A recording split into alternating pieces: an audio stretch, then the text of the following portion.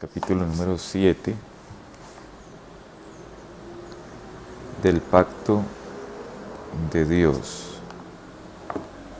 Un capítulo corto, solo 3 puntos, pero bastante importante en lo que tiene que ver precisamente con la salvación.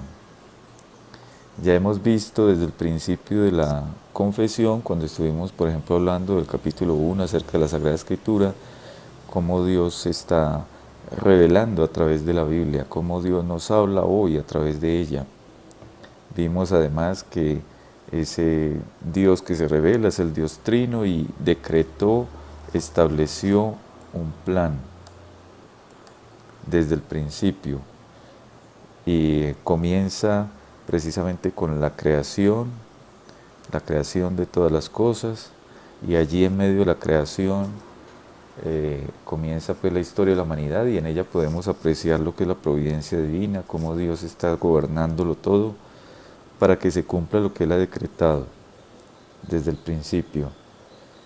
Y dentro de ese decreto, dentro de esa providencia divina, estaba precisamente también la caída, que fue lo que estuvimos viendo hace 8 días, la caída del hombre, del pecado y su castigo, como lo titula precisamente la confesión de fe, el capítulo 6. Entonces, ya estando el hombre caído en el pecado, digamos que se está orquestando, digámoslo así, como todo el escenario para que entonces Dios en su misericordia despliegue, digamos, ese plan de salvación que Él desde la eternidad decretó, estableció. Y hoy precisamente cuando nos acercamos entonces a este punto, capítulo 7, acerca del pacto de Dios, vemos que Dios estableció el medio para Él comunicarse con su pueblo y establecer esa relación por la cual salvaría a los suyos. Y ese es el pacto de Dios con su pueblo. Entonces vamos a estar meditando en esta mañana sobre esto, que tiene que ver precisamente con la salvación. Vamos a ver, digamos, como esa necesidad del pacto, porque es necesario que Dios establezca pactos. Vamos a ver que Dios se relaciona con el hombre a través de diferentes pactos. De hecho, cuando abrimos nuestra escritura, ustedes saben que la Biblia está, digámoslo así, dividida como en esas dos partes principales, el Antiguo y el Nuevo Testamento. Digamos, el Antiguo Pacto y el Nuevo Pacto son dos pactos que encontramos ya ahí de entrada cuando abrimos nuestra Biblia. Y es que Dios siempre ha estado tratando con nosotros por medio de pactos. Estar, digamos, incluido, ser parte del pacto de Dios es sinónimo de ser salvado, es sinónimo de tener vida eterna, es sinónimo de ser salvo, de ser un hijo de Dios. Pero aquellos que están por fuera del pacto de Dios, es sinónimo entonces de estar bajo condenación. Así como todos nosotros, los que ahora por la gracia del Señor nos contamos dentro del pacto de Dios, todos nosotros también antes estábamos ajenos a los pactos de la promesa, como dice por allá en Efesios el apóstol Pablo, en el capítulo 2. Éramos ajenos a los pactos de la promesa. Pero ahora el Señor nos ha hecho parte del pacto de la promesa. Por tanto, ahora nosotros podemos sabernos, por gracia del Señor, sabernos salvos. En la Escritura vamos a encontrar diferentes tipos de pactos. De pronto, entre esos pactos hay algunos puntos que no son precisamente muy claros, pero lo que sí es claro en la Escritura, digamos, es que hay esa unidad entre todos esos diferentes pactos. Por eso, como lo acabo de mencionar en Efesios, el apóstol Pablo hablaba de los pactos en el sentido plural, es decir, varios pactos, pero con una sola promesa. Éramos ajenos a los pactos varios de la promesa, una sola promesa que se ve a través de todos los pactos. Algo importante, hermanos, que quiero aclarar desde ya, yo sé que el término, por ejemplo, pacto de gracia, es muy, digamos, escuchado entre nosotros. Eh, es un término, sin embargo, que no se utiliza en la Escritura. Pacto de gracia no se utiliza como término, ese término como tal no se utiliza en la Biblia. Sin embargo, en la Escritura sí podemos ver ese concepto, digamos, de pacto de gracia.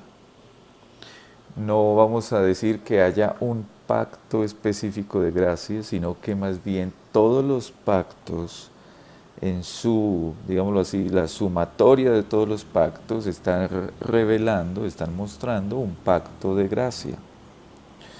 Vamos a estar hablando sobre esto durante esta mañana y en este capítulo.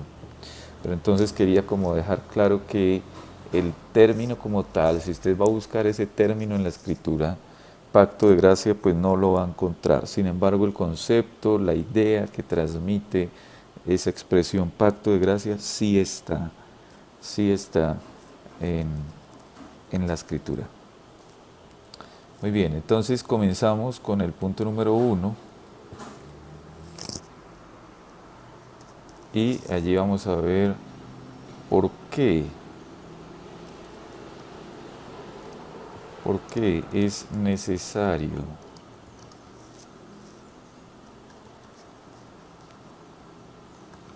los pactos. ¿Por qué es necesario los pactos? ¿Por qué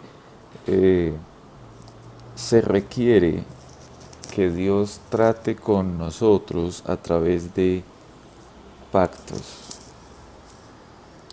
Vamos a buscar entonces Job,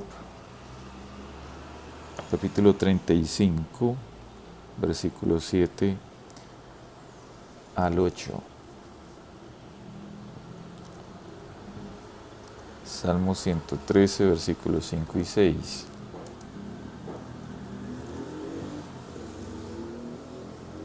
Lucas 17, versículo 10. A ver si algún hermano quiere entonces comenzar con Job, capítulo 35, versos 7 y 8. Pastor, buenos días. Dios les bendiga a todos. Amén. Buenos días, Luis Fernando. Adelante. Dice la Escritura: si fueres justo, ¿quién le dará a él? ¿O qué recibirá de tu mano? Al hombre como tú dañará tu impiedad, y al Hijo de hombre aprovechará tu justicia. Amén. Este texto, hermano, nos está mostrando desde ya el por qué es necesario que Dios establezca un pacto, establezca que esa relación entre Dios y los hombres va a ser a través de pactos. Y quiero que notemos en el texto que acaba de leer hermano Luis Fernando, que la necesidad de que haya pacto va mucho más allá, digámoslo, incluso mucho más atrás, incluso de la caída, va mucho antes. Esa necesidad estaba desde aún antes de que el hombre cayera en el Edén en pecado. El texto nos está mostrando,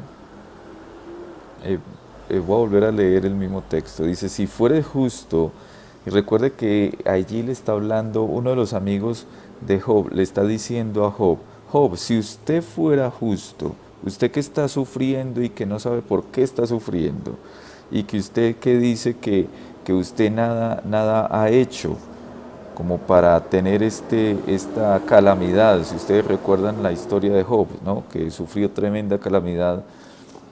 Si usted no conoce la historia, le invito a que lea el libro de Job, pero más o menos estoy solamente aquí resumiendo para poder entender un poco el texto.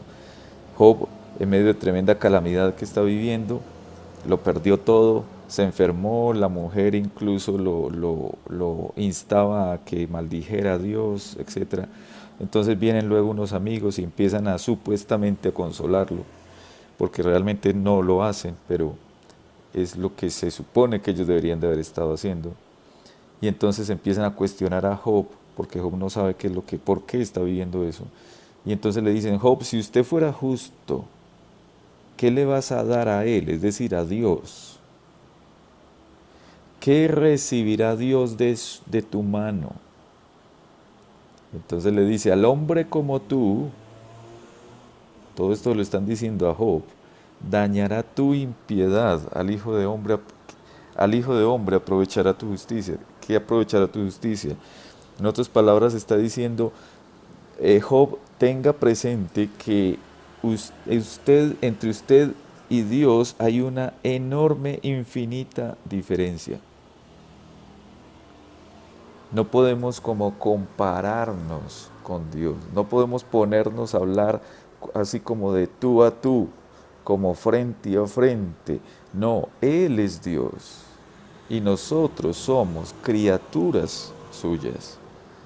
Entonces la necesidad de que Dios trate al hombre a través de pacto va mucho más allá de que sean pecadores. No es simplemente porque son pecadores, es ante todo porque ellos son criaturas, criaturas del Creador. Entonces ya hay una distancia enorme entre Él y nosotros. Él es el Creador. Nosotros somos criaturas. Leamos el Salmo 113, versículos 5 y 6. Amén, pastor. Gracias, Juan. ¿Quién es como el Señor nuestro Dios, que está sentado en las alturas, que se humilla para mirar lo que hay en el cielo y en la tierra? Amén. ¿Quién como el Señor? ¿Quién como Jehová nuestro Dios? El texto nos está mostrando que Él es, como dice también Isaías, Él es el alto y sublime. Pero aún siendo el alto y sublime, el texto nos está diciendo, el Salmo 113, que se humilla a mirar. Es como bajando la mirada para ver en el cielo y en la tierra. Nos está hablando de la grandeza de Dios y de lo pequeño que somos nosotros. Pero también nos está hablando de que Dios, siendo Dios, Él condesciende. Vemos lo que la confesión de fe llama esa condescendencia voluntaria. Es decir, que Dios, siendo el Altísimo, siendo la majestad, Él se humilla a mirar en el cielo y en la tierra. Es decir, Él se pone, condescender, ser condescendiente con otra persona, por ejemplo, es como ponernos en sus zapatos, así decimos nosotros, como ponernos en el lugar de la persona, entender su condición. Y eso es lo que hace Dios con nosotros, siendo Él tan diferente, infinitamente diferente de nosotros, siendo Él el creador y nosotros criaturas, siendo Él el Dios soberano, el que se sienta en las alturas, Él, siendo Dios, se pone en nuestro lugar, condesciende. Y por supuesto eso nos recuerda cómo Dios se hizo hombre en Jesucristo. Entonces nos muestra que es necesario que Dios establezca un medio para poder tratar con nosotros, porque Él es Dios, Él es el soberano, nosotros somos criaturas. Y entonces siempre tiene que haber esa digamos, esa disposición, esa condescendencia voluntaria de parte de Dios para bajar a nosotros. Y Dios entonces estableció que lo haría por medio de pactos. Se relacionaría con nosotros. No podemos tratar con Dios así como de tú a tú, como de frente a frente. No, Él es Dios. Nosotros somos criaturas. Él es Dios, se sienta en las alturas y nosotros somos muy pequeños frente a Él. Lucas capítulo 17, versículo 10. Amén, pastor. Amén. Bien, pues, doña Rosalba. Así también vosotros, cuando hayáis hecho todo lo que os ha sido ordenado, decid, siervos inútiles somos, por lo que debíamos hacer, hicimos. Amén.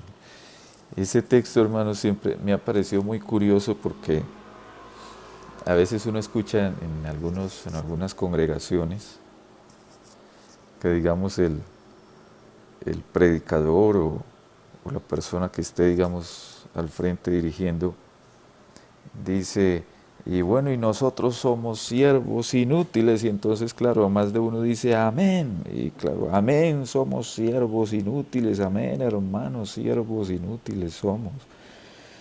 Pero sucede, hermanos, que nosotros no llegamos ni siquiera a ser inútiles. Porque mire lo que el texto está diciendo. Así también vosotros, cuando hayáis hecho todo lo que os ha sido ordenado, entonces ahí sí nos graduamos de inútiles. Ahí sí vamos a poder nosotros decir que somos siervos inútiles. No antes. Es decir, que la persona que dice, yo soy siervo inútil del Señor, bueno, o sea, quiere decir que usted ya hizo todo lo que el Señor le mandó que hiciera.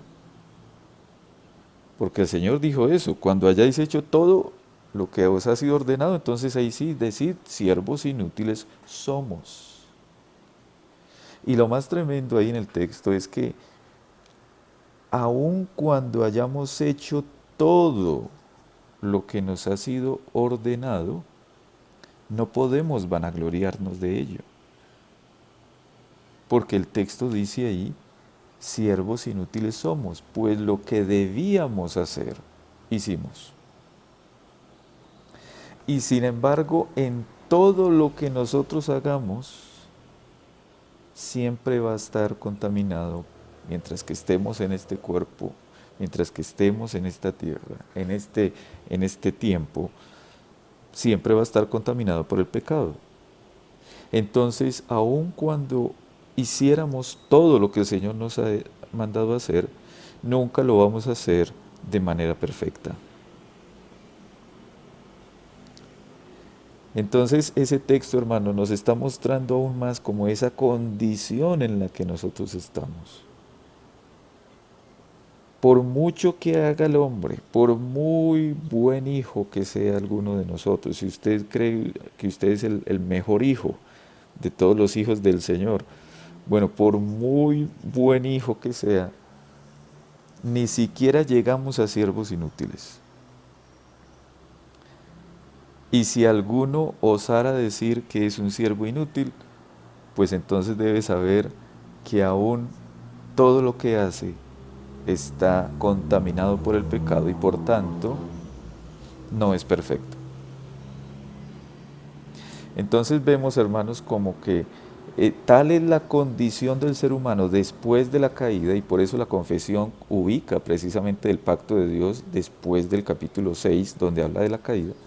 Tal es la condición del hombre después de la caída que Dios establece entonces un medio para poder tratar con una criatura en semejante condición. Y establece entonces los pactos. Yo voy a relacionarme con el hombre por medio de pactos, pudiera decir el Señor. Vamos a leer, hermanos, el punto 1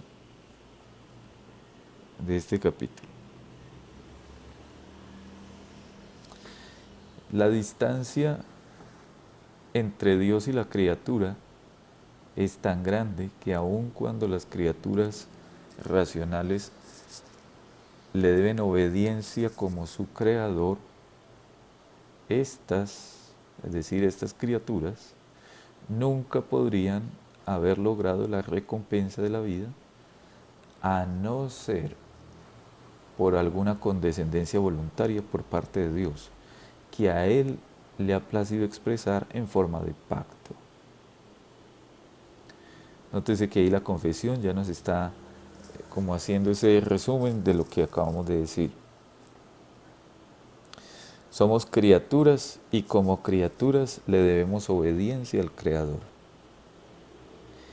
Pero, ya que hemos caído en pecado, entonces nunca podríamos lograr por nosotros mismos obtener la vida eterna.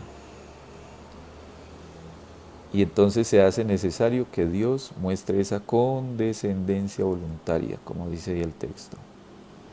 Que Él se ponga en nuestro lugar, que Él baje de las alturas a nosotros. Y esa condescendencia voluntaria, esa disposición soberana de Dios de venir a nosotros, Él lo ha querido mostrar o expresar en forma de pacto. ¿Qué es un pacto? ¿Qué es un pacto? Hoy sabemos, hermanos, que en algunas congregaciones se habla mucho de esa palabra pacto y se utiliza más bien como una forma en que los hombres, a veces escuchamos a personas creyentes de otras congregaciones orar haciendo promesas o haciendo pactos. Yo voy a pactar con Dios, voy a pactar tal cosa. Si el Señor me ayuda con tal cosa, entonces yo, ¿cierto? Y escuchamos a veces pues como esas expresiones de que están los hombres por ahí entrando en pactos con Dios. Pero ¿qué es un pacto? No es precisamente ese tipo de pactos de lo que estamos hablando, esos pactos que hacen hoy en algunas iglesias, que entran como en acuerdos bilaterales con Dios, como poniéndose de tú a tú con Dios, frente a frente, así como si fuéramos iguales a Dios. Y entonces, Señor, yo voy a hacer un pacto con usted pone el 50 y yo pongo el 50. Usted me hace esto y entonces yo hago esto. No, de hecho, eso es como más bien como ignorar lo que somos delante de Dios. Nosotros somos criaturas, nosotros le debemos todo a nuestro Creador y ahora muchísimo más le debemos todo a nuestro Dios como nuestro Señor y Salvador. Le debemos todo a Él, toda devoción, toda obediencia, todo servicio. Dependemos de Él, ¿sí? No estamos en esa posición como de tú a tú, como para entrar en pactos con Dios. Él es Dios, Él es el soberano, Él es el Señor. Entonces, ¿qué es un pacto? Y quiero, hermanos, que busquen, por favor, ojalá todos lo puedan hacer, busque por favor Hebreos capítulo 6, versículos 17 y 18. Hebreos capítulo 6, versículos 17 y 18. María, ¿me regalas un vasito con agua, porfa? Es que se me olvidó ponerlo aquí. Perdóname, María, que es que...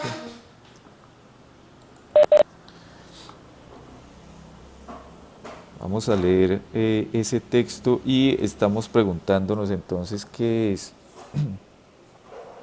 ¿Qué es un pacto? Nos interesa saber qué es un pacto a la luz de la palabra. No cuál es el pensamiento de los hombres en cuanto a qué es ese pacto de Dios. Dice la Escritura, Hebreos 6, 17 y 18, por lo cual, queriendo Dios mostrar más abundantemente a los herederos de la promesa la inmutabilidad de su consejo, interpuso juramento, para que por dos cosas inmutables, en las cuales es imposible que Dios mienta, tengamos un fortísimo consuelo los que hemos acudido para asirnos de la esperanza puesta delante de nosotros. Bueno, vamos a considerar, y espero entonces que todos puedan estar viendo ahí el texto. Primero notemos qué es lo que está sucediendo allí. Dice, por lo cual, queriendo Dios, entonces, ¿quién es el que quiere primeramente? Bueno, Dios, queriendo Dios. ¿Qué es lo que quiere hacer Dios? ¿Qué es lo que quiere Dios? El texto dice, mostrar. Entonces, Dios quiere mostrar. ¿Y cómo quiere mostrar? Quiere mostrarlo de manera abundante. Hay algo que Dios quiere mostrarnos de manera abundante, es decir, no escasa, no poca, sino abundantemente. Ahora, ¿a quiénes Dios le quiere mostrar algo de manera abundante? A los herederos de la promesa, es decir, a su pueblo, a los que son suyos, a los que Él ha escogido para esta salvación. Dios quiere mostrarles algo de manera muy abundante. Entonces, queriendo Dios mostrar abundantemente a los herederos de la promesa, ahora, ¿qué quiere mostrarles? ¿Qué quiere mostrarle a los herederos de la promesa? La inmutabilidad de su consejo. Su consejo lo puede cambiar si quiere también por la palabra decreto. La inmutabilidad de su decreto, Dios quiere mostrarle a los herederos de la promesa, quiere mostrarles de manera abundante que su consejo, que su decreto es inmutable, que no cambia. Y entonces, ya que Dios quiere mostrarnos eso, ¿qué hizo Dios para mostrarnos eso? Interpuso juramento, es decir, juró. Y si Dios jura, hermanos, Dios solamente puede jurar por Él mismo. Cuando nosotros, por ejemplo, y vamos a estar hablando de esto también cuando estemos hablando acerca de los juramentos y los votos lícitos, que es otro de los capítulos de la confesión. Cuando nosotros queremos jurar, cuando nosotros juramos, tenemos que jurar por alguien superior a nosotros. Y juramos solamente por el único que está por encima de todo, que es Dios. Pero cuando Dios jura, Dios no puede jurar por alguien superior a Él, porque no hay nadie por encima de Dios, no hay nadie superior a Dios. Dios es Dios. Entonces, cuando Dios interpone juramento, Él está jurando por Él mismo. Pero entonces notemos lo que sucede en el texto. Dios quiere mostrarnos abundantemente a nosotros, los que somos herederos de la promesa, a su pueblo, nos quiere mostrar que su consejo es inmutable, que no cambia, que permanece.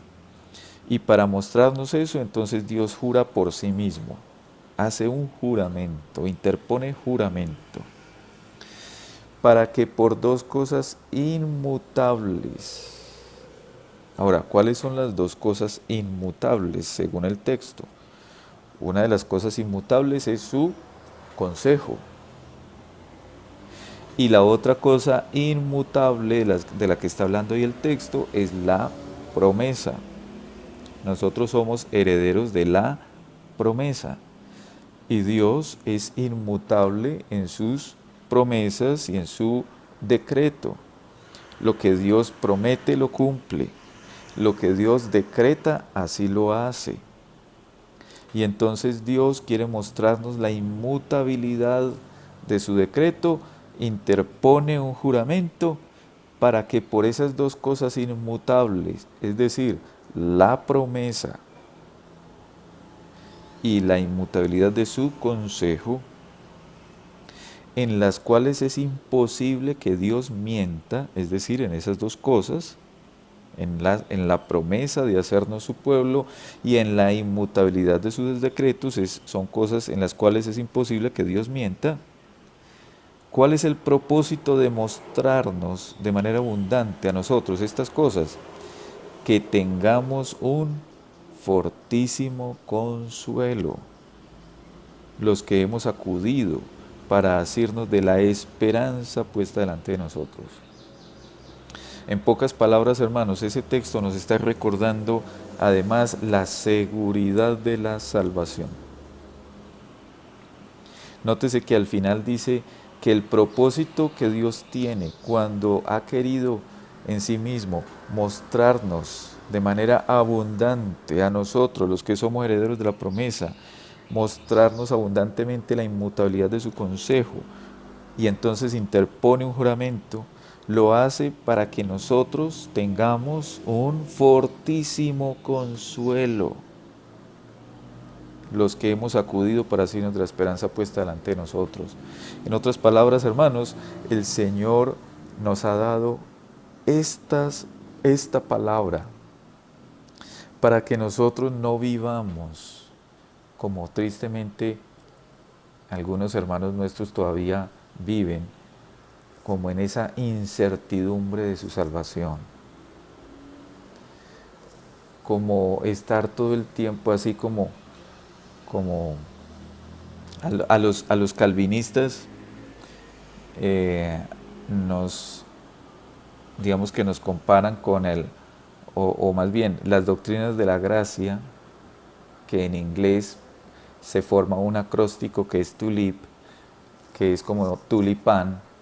Entonces a nosotros nos dicen que la flor de los calvinistas es el tulipán, pero la flor de los arminianos es la margarita, porque ustedes saben que la margarita, digamos, pues hace tiempo, eso ya casi no se ve, pero se utilizaba la margarita, la muchacha enamorada cogía una margarita y empezaba a quitar pétalos de a uno, pensando en el muchacho. Entonces decía, me quiere, no me quiere, me quiere, no me quiere, mientras arrancaba cada uno de los pétalos de la margarita, me quiere, no me quiere. Y entonces los arminianos son como que soy salvo, no soy salvo, soy salvo, no soy salvo, soy salvo, no soy salvo. Y es como en esa incertidumbre.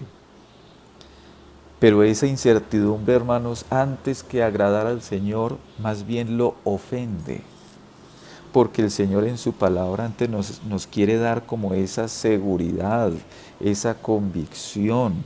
El Señor, como dice ahí en Hebreos, dice que Dios nos quiso mostrar de manera abundante a nosotros, que somos herederos de la promesa, que su decreto es inmutable, que no cambia. Y Dios, para mostrarnos eso, puso un juramento para que nosotros tengamos fortísimo consuelo. Es decir, vivamos confiando en el Señor. Si el Señor, hermano, ya lo salvó para siempre, y el Señor es fiel y lo va a preservar por su Espíritu que ha hecho morar en usted y en mí. Entonces, hermanos, ese texto también nos recuerda esa seguridad de nuestra salvación. Pero volvamos al punto. Aquí lo que estamos preguntando es, ¿qué es un pacto? ¿Qué es un pacto? Entonces, a la luz de este versículo, hermanos, podemos decir que un pacto es una promesa que Dios nos da y que Él la asegura con un juramento. Los pactos de Dios, el pacto de Dios, es una promesa que Dios nos da y que Él la asegura jurando. Entonces notemos, hermanos, que cuando ya hablamos del pacto de Dios, estamos hablando de un pacto donde Dios unilateralmente ha puesto las condiciones. No es como ese acuerdo entre Dios y nosotros. Bueno, entonces Señor, yo pongo 50 y usted pone 50. No, Dios establece el pacto. Y por eso eh, en el título del capítulo 7 dice del pacto de Dios. Es de Dios el pacto. No es del hombre. No es del hombre con Dios. Más bien es el pacto que Dios estableció. Y Él pone las condiciones. Él es Dios. Entonces, eso es, hermanos, un pacto para que tengamos presente. Es una promesa que Dios nos hace y que Dios la asegura por medio de juramento. Y además es un pacto unilateral. Dios establece el pacto. Bien. Cuando vemos, hermanos, la escritura, vamos a encontrar varios pactos. Y sin embargo, todos esos pactos están unidos por una misma promesa, que es lo que vamos a estar viendo en los puntos siguientes. Vamos al punto número 2. Y leamos Hebreos capítulo 13, versículo 20. Génesis 3:15, Ezequiel 36, 26 al 28.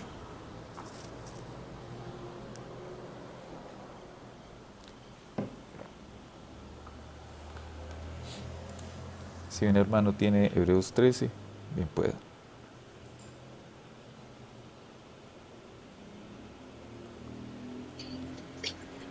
Amén. Amén, don José Manuel, bien pueda. Y el Dios de paz que resucitó de los muertos a nuestro Señor Jesucristo, el gran pastor, a las ovejas por la sangre del pacto eterno. Amén. Amén. Nos preguntamos cómo es el pacto. Según el texto que acaba de leer nuestro hermano José Manuel, Hebreos 13:20, ¿cómo es ese pacto? Y el Dios de paz que resucitó de los muertos a nuestro Señor Jesucristo, el gran pastor de las ovejas, por la sangre del pacto eterno. Así que estamos hablando de un pacto eterno. No es temporal.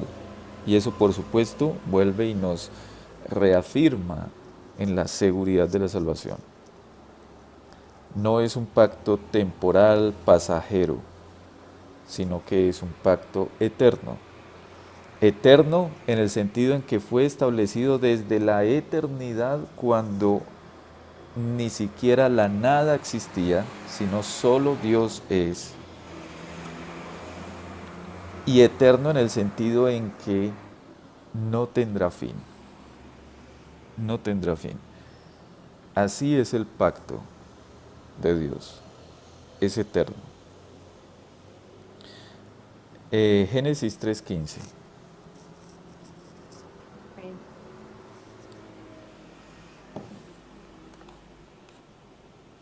Pondré hostilidad entre tú y la mujer, entre tu descendencia y la descendencia de ella. Su descendiente te golpeará la cabeza, y tú le golpearás el talón. Amén. Gracias, Sara. Génesis 3:15. ¿Cómo es ese pacto?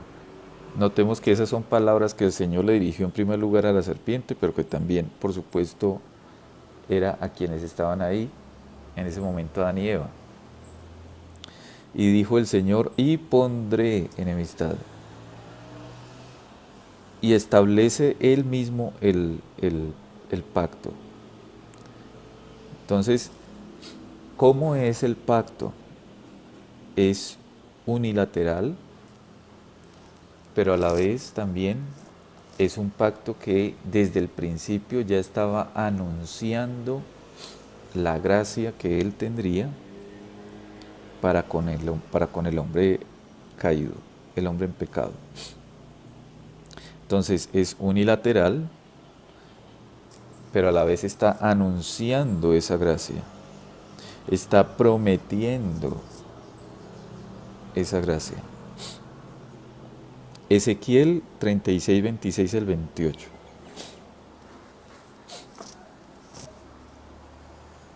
Amén, pastor. Amén. Os daré corazón nuevo y pondré espíritu nuevo dentro de vosotros, y quitaré de vuestra carne el corazón de piedra y os daré un corazón de carne. Y pondré dentro de vosotros mi espíritu y haré que andéis en mis estatutos y guardaréis mis preceptos y los pongáis por obra. Habitaréis en la tierra que di a vuestros padres y vosotros me seréis por pueblo y yo seré a vosotros por Dios. Amén. Amén. Una vez más, notemos que en ese pacto Dios establece todas las condiciones. Y algo interesante, hermanos, es que el texto está diciendo también, os daré un corazón nuevo, pondré un espíritu nuevo, quitaré el corazón de piedra, daré un corazón de carne, pondré mi espíritu, haré que anden en mis mandamientos, que los guarden, que los pongan por obra.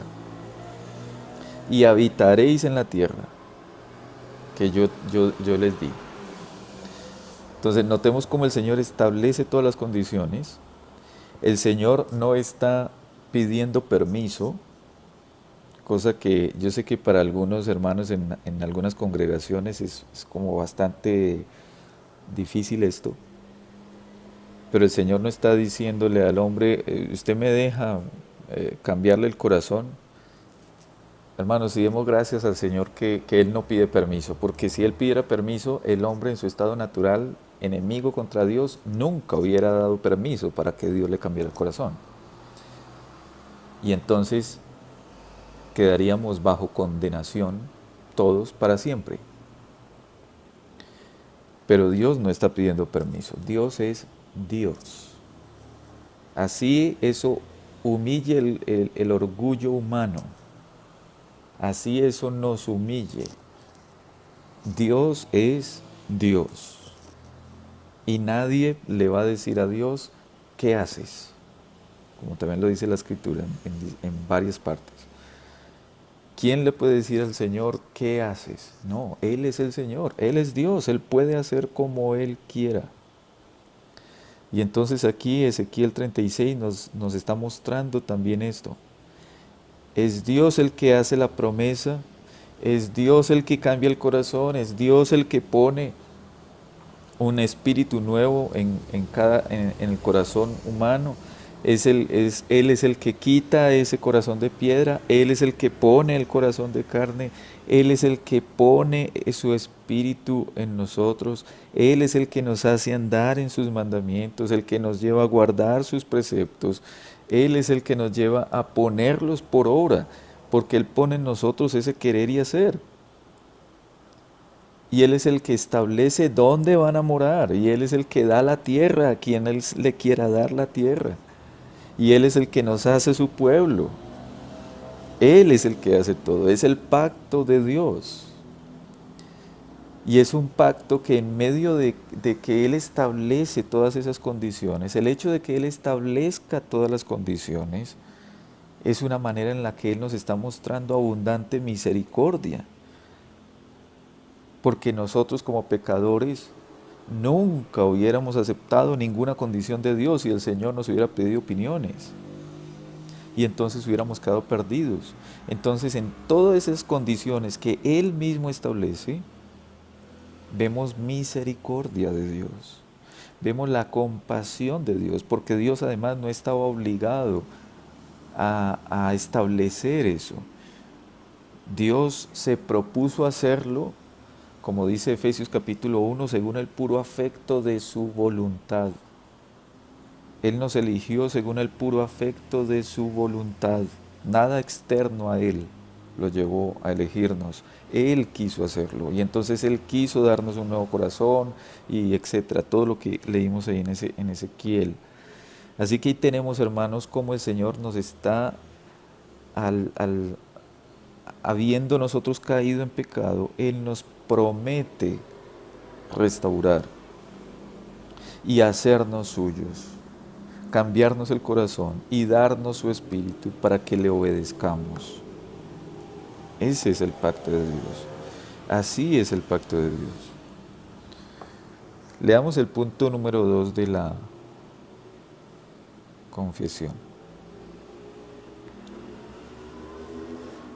Además, habiéndose el hombre acarreado la maldición de la ley por su caída, agradó al Señor hacer un pacto de gracia, en el que gratuitamente ofrece a los pecadores vida y salvación por Jesucristo, requiriéndoles la fe en Él para que puedan ser salvos, y prometiendo dar su Espíritu Santo a todos aquellos que son ordenados para vida eterna, a fin de darles disposición y capacidad para creer.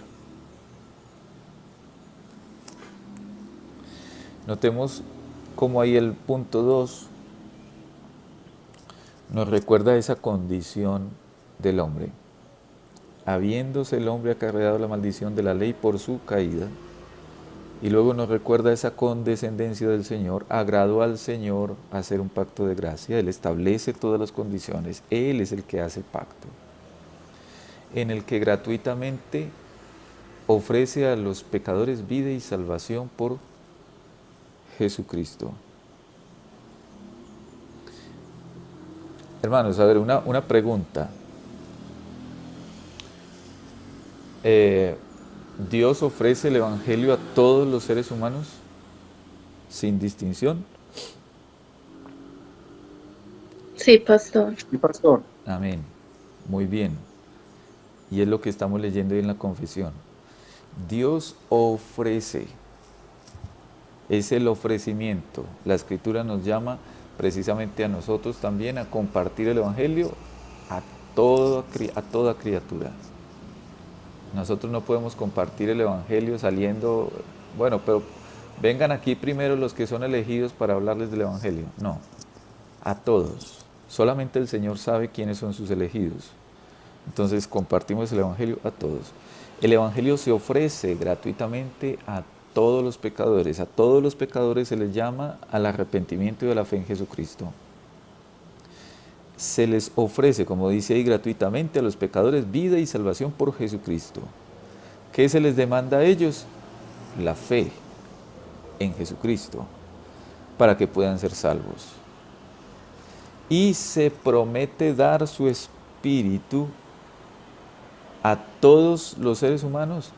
No, sino a todos aquellos que fueron ordenados, que fueron escogidos desde la eternidad para vida eterna.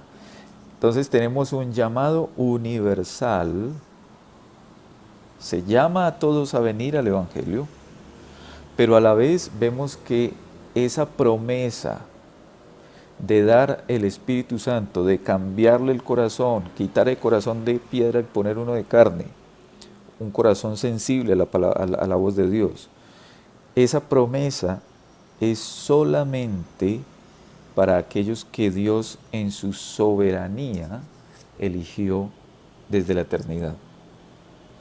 Entonces vemos por un lado ese aspecto universal, pero a la vez vemos ese aspecto particular de ese pacto. Hay un llamado a todos, pero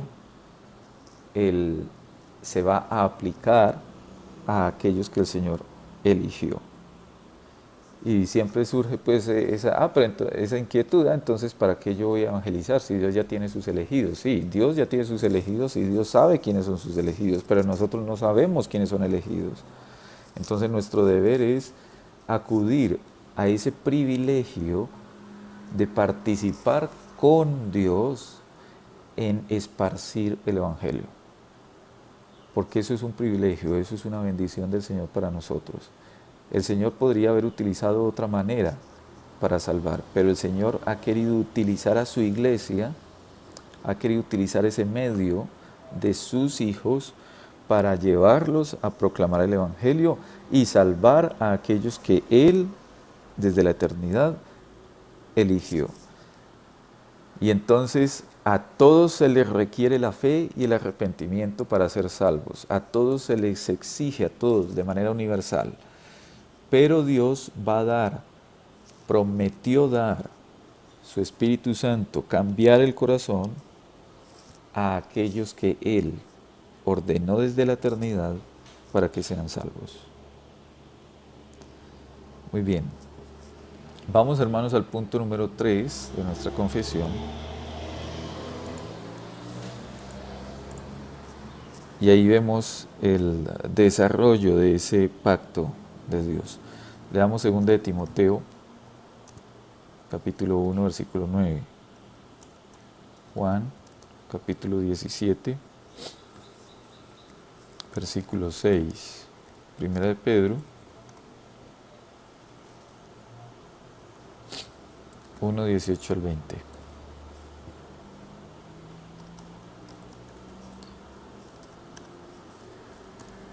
Efesios 2, 12.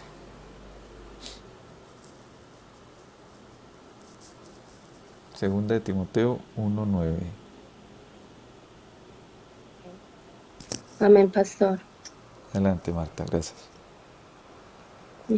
Quien nos salvó y llamó con llamamiento santo, no conforme a nuestras obras, sino según el propósito suyo y la gracia que nos fue dada en Cristo Jesús antes de los tiempos de los siglos. ¿Cuándo, Marta? ¿Al final? Perdón, pastor. Sí, léeme la última partecita del texto. Ahí está diciendo ¿cuándo? Sí, antes de los tiempos de los siglos. Exactamente, gracias. Antes de los tiempos de los siglos.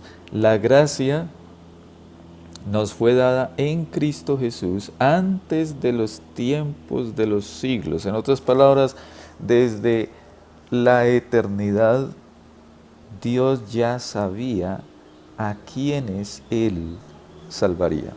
Él mismo se había propuesto, aún antes de que hicieran bien y mal, como dice allá Romanos 9, ¿cierto? Antes de que nacieran. Tomando, por ejemplo, hoy el caso de Jacob y Esaú, ¿no?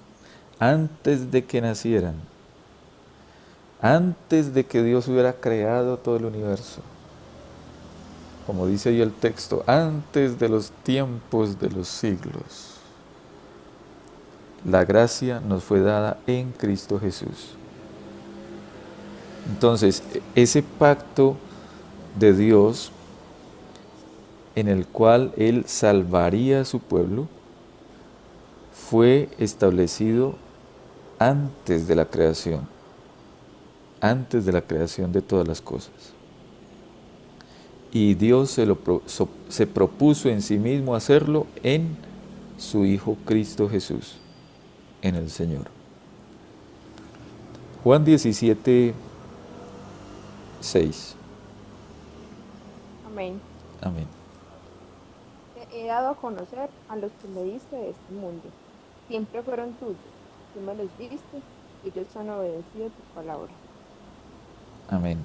Nótese cómo el Señor en aquella oración tan especial que encontramos ahí en Juan capítulo 17, es el Señor hablando con el Padre. Esas palabras que acaba de leer Sara son palabras del Señor dirigidas al Padre en oración. El Señor está orando y le está diciendo al Padre: he manifestado tu nombre a los hombres que del mundo me diste, a los hombres que del mundo me diste. Tuyos eran y me los diste y han guardado tu palabra. Nótese cómo ese pacto comienza con un pacto primeramente entre el Padre y el Hijo. El Padre le está dando al Hijo aquellos por los cuales el Hijo va a ir a la cruz a morir. Y esa oración, hermanos, ustedes saben que está precisamente ya previa digamos, esos días, esa semana, digámoslo así, de pasión, para luego llegar a la cruz. Y en el capítulo 17, en el verso 1, recordamos cómo el Señor, primeros versículos, está orando a su Padre porque Él sabe que esa comunión que tiene eterna, que ha tenido eternamente con el Padre, se va a romper, porque Él va a ir con los pecados de su pueblo a morir en la cruz. Y entonces el Señor, cuando está muriendo en la cruz, cuando Él está yendo camino hacia la cruz, cuando el Señor muere en la cruz, el Señor sabe el nombre y apellido de todos y cada uno de los que el Padre le dio. El Señor Jesucristo no estaba muriendo allá como, vamos a ver quiénes creen, vamos a ver si alguno se salva, vamos a ver si de pronto esto funciona. No, el Señor sabía muy bien por quién estaba muriendo. Y eso es algo, hermanos, que debe llenar nuestro corazón de gozo y de gratitud. Saber que el Señor Jesucristo, cuando estaba en la cruz, tenía mi nombre, tenía su nombre en su corazón. Él sabía muy bien, estoy muriendo por... Y ahí estaba su nombre, con nombre y apellido. Entonces ese pacto, hermanos, comienza desde la eternidad, como leímos allá en 2 Timoteo, y comienza con el pacto entre el Padre y el Hijo. Tú me diste desde la eternidad, está diciendo ahí el Hijo en su oración, tú me diste desde la eternidad esos nombres, esos hombres y mujeres por los cuales yo voy a ir a morir. Está orando el Señor. Primera de Pedro 1, 18 al 20. Amén. Amén. Pues ustedes saben que Dios pagó un rescate para salvarlos de la vida vacía que heredaron de sus antepasados. Y el rescate que Él pagó no consistió simplemente en oro o plata, sino que fue la preciosa sangre de Cristo, el Cordero de Dios, que no tiene pecado ni mancha. Dios lo eligió como el rescate por ustedes mucho antes de que comenzara el mundo, pero ahora Él se lo ha revelado a ustedes en estos últimos días. Amén. El texto está hablando de ese Cordero que fue destinado mucho antes de que fueran creadas todas las cosas, antes de la fundación del mundo. Entonces vemos que la muerte de Cristo en la cruz fue algo que el Padre se propuso desde la eternidad. No fue una decisión tardía. No fue que el Señor, cuando vio que Adán y Eva pecaron, entonces dijo, ay, pues me va a tocar enviar a mi hijo a morir. No, el Señor ya había establecido todas las cosas. Por eso lo hemos dicho un par de veces ya en otras ocasiones. El Señor solamente tiene un plan. El Señor no tiene plan B ni plan C. El Señor solamente tiene un plan. Y es ese plan perfecto que ha venido desarrollando desde la eternidad y hoy lo sigue desarrollando y lo va a desarrollar hasta la eternidad, hasta que todo su pueblo esté pleno de gloria con Él y hasta que todos sus enemigos estén soportando su ira eternamente en el infierno. Ambas cosas, todo eso hace parte del plan de Dios. Misericordia para unos, justicia para otros. Y todo esto, incluyendo la muerte de Cristo en la cruz, era algo que ya estaba destinado desde antes de la fundación del mundo. Entonces, en ese pacto de Dios, en el desarrollo de ese pacto, vemos que la muerte de Cristo es parte de ese propósito suyo. Y esto desde la eternidad. Hebreos capítulo 2, versículo 12.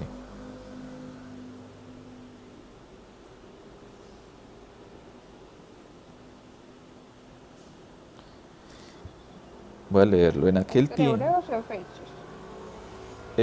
¿Yo qué dije? Yo dije Hebreos. Hebreos. Ah, no, sí, qué pena. Efesios 2:12.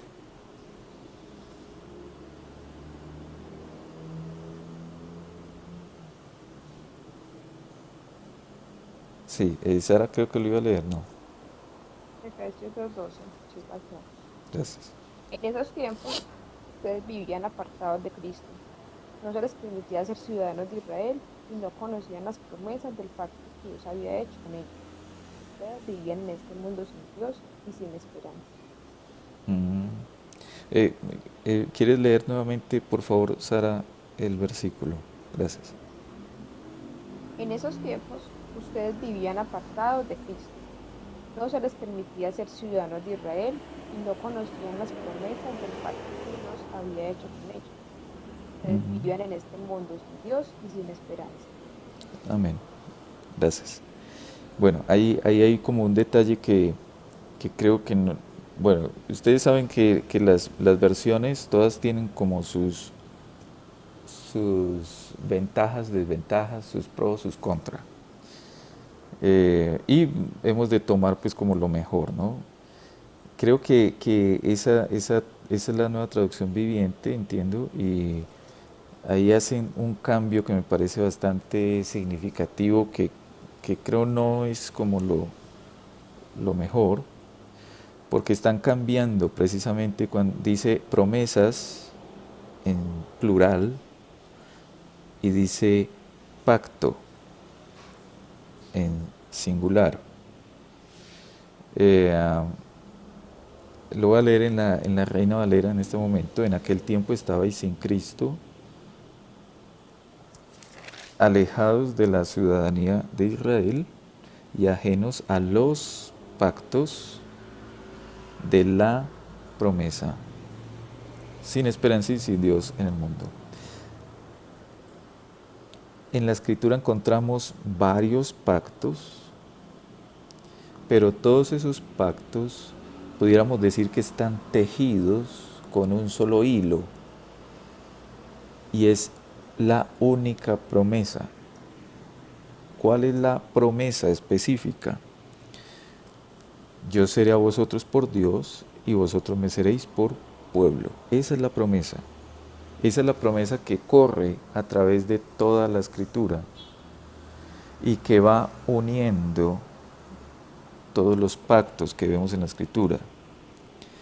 Que juntos todos los pactos conforman lo que nosotros pudiéramos llamar el pacto de gracia. ¿Sí? Como les decía ahorita al principio, pacto de gracia, el término como tal no lo vamos a encontrar en la Escritura, pero el concepto como tal sí lo vemos en todos los pactos. Dios teniendo compasión del hombre pecador, proveyendo salvación, prometiendo al pecador que a su pueblo que va a ser su Dios y ellos serán para él su pueblo. Pero vemos varios pactos entonces con una promesa. Por eso dice ahí la Escritura que nosotros éramos ajenos a los pactos que están unidos por una misma promesa. Hay una continuidad y hay una unidad entre todos los pactos. Vamos a leer el punto número 3.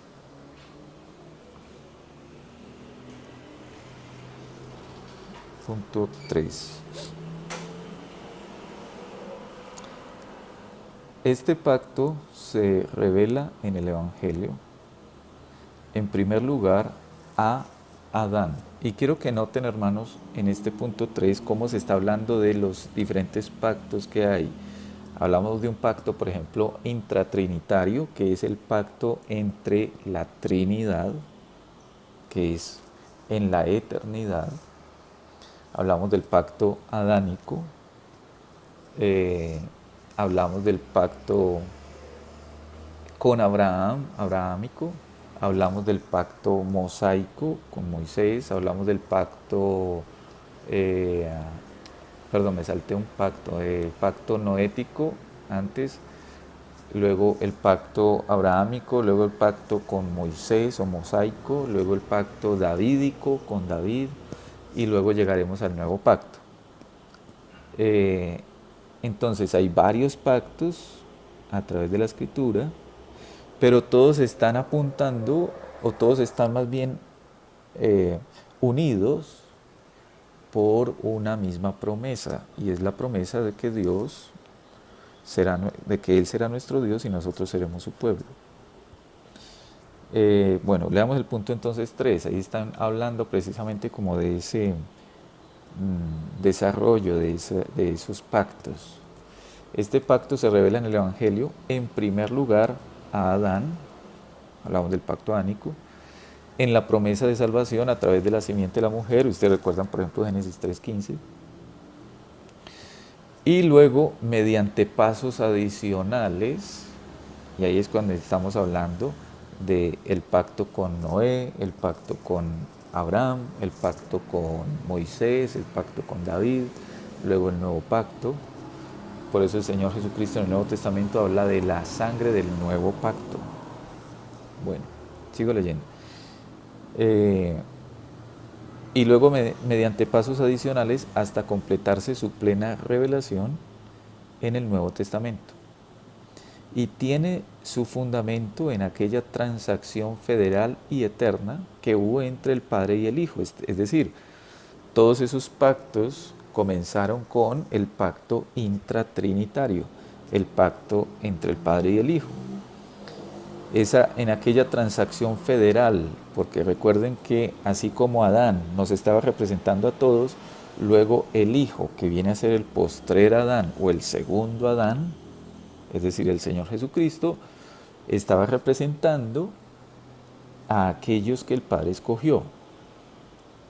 Entonces dice, y tiene su fundamento en aquella transacción federal y eterna que hubo entre el Padre y el Hijo, acerca de la redención o de la salvación de los escogidos.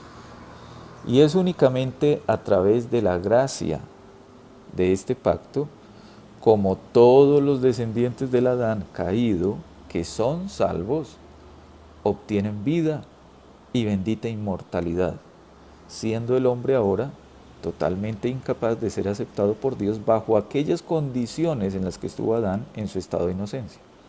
Esa última parte, hermanos, de la confesión, de ese punto 3, nos está recordando que el hombre, después de que Adán cayó, quedó en total incapacidad para cumplir las demandas de Dios y entonces ser aceptado por Él. Y entonces dice, siendo el hombre ahora, es decir, ahora que ha caído, totalmente incapaz de ser aceptado por Dios, bajo las condiciones en las que estuvo Adán en su estado de inocencia. Es decir, antes de caer, a Adán se le dio también el mandato de no comer del fruto del árbol de la ciencia del bien y del mal. Adán, antes de caer, era perfecto, era santo, tenía comunión con Dios. Adán tenía la capacidad de obedecer a Dios. Entonces,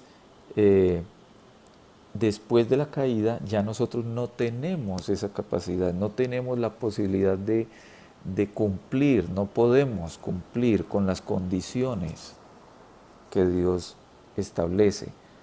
Y por eso se hizo necesario que Dios hiciera un pacto. Y que dentro de ese pacto estuviera, por supuesto, el mediador, que es justamente lo que vamos a estar mirando dentro de 8 días. Entonces, hermanos, cuando consideramos todos estos pactos en la Escritura, el pacto intratrinitario en la eternidad, entre la Trinidad, el pacto adánico, el pacto noético, abrámico, mosaico, etcétera, hasta llegar al nuevo pacto. Lo que estamos viendo es el desarrollo de la salvación nuestra. Pudiéramos decir que es como ese hilo conductor que va llevando poco a poco hasta el cumplimiento de lo que Dios se propuso en la eternidad, de elegir a un pueblo para sí, de redimirlo, de salvarlo en Jesucristo.